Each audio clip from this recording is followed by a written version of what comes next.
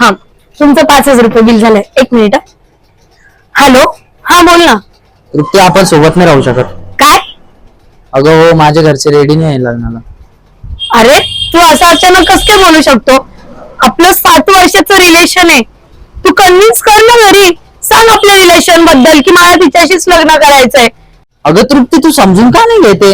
अगं माझ्या आई वडिलांचा वय झालंय आता, मी त्यांना टेन्शन नाही देऊ शकत. टेन्शन? अरे, तू काय बोलतोय ना, खरंच मला नाही समजत आहे. एक काम कर, तू तुझ्या मम्मीची माझी भेट घालून दे. त्यांना तू सांग ना, मी त्यांना आहे ना त्यांच्या मुलीसारखं त्यांना जपेल रे.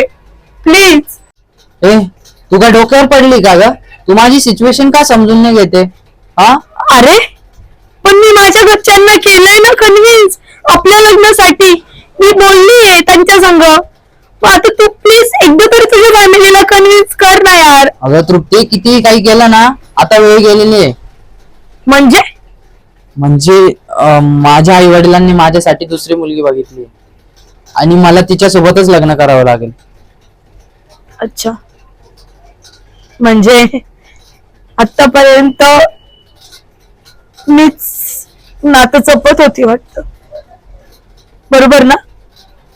अगं तृप्ती, असं नाही नाही, समजलंय मला.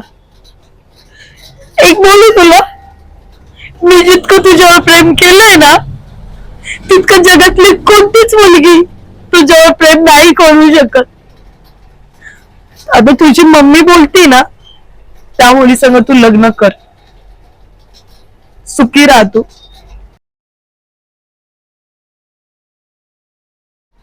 ही गोष्ट खरी आहे. खरं प्रेम कोणालाच मिळत नाही आणि समोरच्याला पण ते समजून घेता येत नाही.